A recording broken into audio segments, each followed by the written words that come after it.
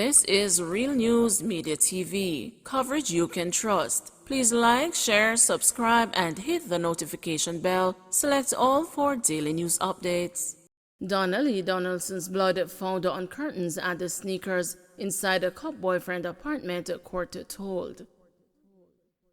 The Home Circuit Court this morning heard that DNA on a toothbrush belonging to social media influencer Donaldson matched forensic evidence found in the apartment of her boyfriend, Constable Maitland. The prosecution indicated that bloodstains were found on curtains and on a pair of sneakers inside Maitland's Chelsea Manor St. Andrew apartment. The court heard that Donaldson's mother, Sophia Logg, who is in court, handed over the toothbrush to investigators, and a forensic analysis was conducted against the bloodstains collected inside the apartment. Maitland, who is charged with murder, was this morning hit with the additional charge of preventing the lawful burial of a corpse. A bail application is expected to be heard from Maitland's attorney, Christopher Townsend. Maitland's father arrived in the courtroom at 11:55 a.m. just before the break. The bail hearing resumed at 12:10 p.m. Donaldson was last seen at Constable Maitland's New Kingston apartment on July 11. She was reported missing on July 13. The police had indicated that investigations concluded that Donaldson was killed on July 12 between 4 p.m. and 8 p.m. Meanwhile, earlier Donaldson supporters today staged a protest as Maitland appeared in court for her murder. They are against the granting of bail to Maitland. Pastor killed in Ocherios, brother in custody. A 52-year-old pastor of Content Gardens, Ocherios in St. Anne, was stabbed to death Monday night during an alleged domestic dispute with a sibling. The police say the woman's brother is in custody. The deceased has been identified as Michelle Roach. Senior Superintendent of Police Dwight Powell says the woman sublet electricity from her brother and had gone outside her house to make checks on the supply when she was stabbed. Grief, certain relatives of Roach and residents of the community gathered at her home to mourn her untimely passing. The community member stated that the suspect is mentally ill. Second, the man involved in Gorge floodgate breach charged. The police have charged the second man who was seen in a video breaching the padlock of the floodgate in the Bogwalk Gorge in St. Catherine. 52-year-old bus operator Garth Brown has been charged with malicious destruction of government property and unauthorized entry to a restricted area. His co-accused Glenroy Denton, 45, who was also captured on video with Brown, was charged last week, Thursday, September 29, with malicious destruction of government property. Denton was offered station bail in the sum of $100,000. Both men are scheduled to appear in the St. Catherine Parish Court on October 6. It is reported that the National Works Agency ordered the closure of the Damhead floodgate on Monday, September 26, due to flooding in the gorge from the Rio Cobre. Denton and Brown are accused of breaking the padlock on the floodgate and traveling along the roadway. Brown expressed remorse for his actions in a September 29 interview with the news. He claimed that he felt compelled to return home because his 4-month-old and 4-year-old children were ill and needed his care. NWA is still addressing roads impacted by rains associated with Ian.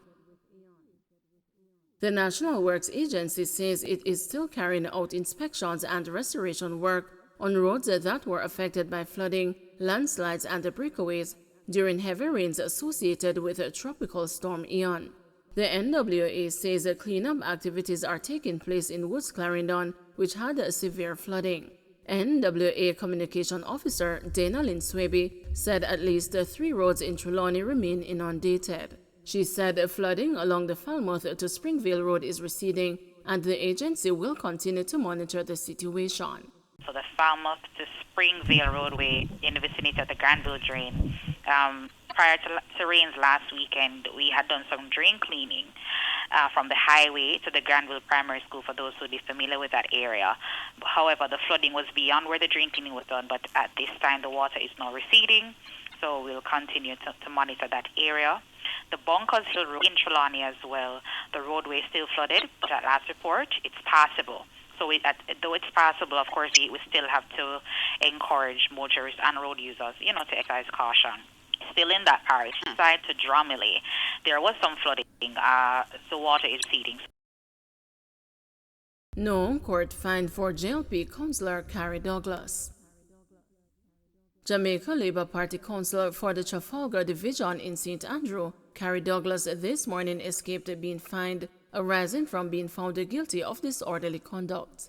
Instead, she was admonished and discharged in the Kingston and the St. Andrew Parish Court.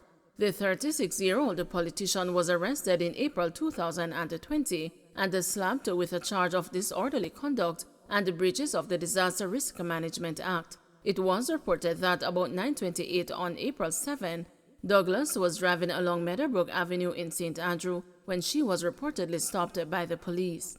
It was further reported that while being questioned, she became boisterous and hurled abusive language at the police. Douglas challenged the charges and was subsequently found guilty of disorderly conduct following a trial. The charge of breaching the COVID-19 curfew order was earlier dropped by prosecution after her attorney, King Counsel Peter Champagny, argued that Douglas was exempted under the Disaster Risk Management Act and argued that she was on her way home after dropping off care packages. Douglas, however, got off lightly on the disorderly conduct charge after Champagny begged the parish judge Jacqueline Wilcott to admonish and discharge his client. Champagny expressed that Douglas has learned her lesson and has matured. He also told the court that Douglas is a young politician who is passionate about what she believes is right, sometimes to her detriment, but that her heart is in the right place, and begged the judge to be lenient.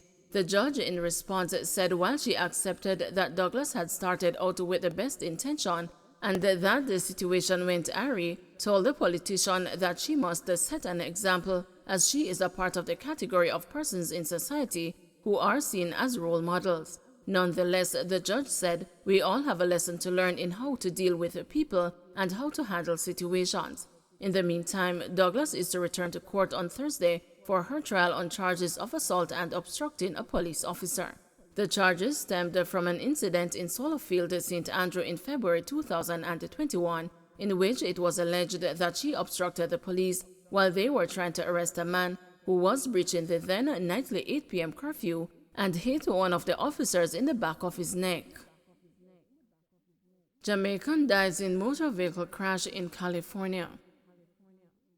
The California Highway Patrol are investigating a fatal collision involving a Jamaican man on Highway 299 in Trinity County on the weekend.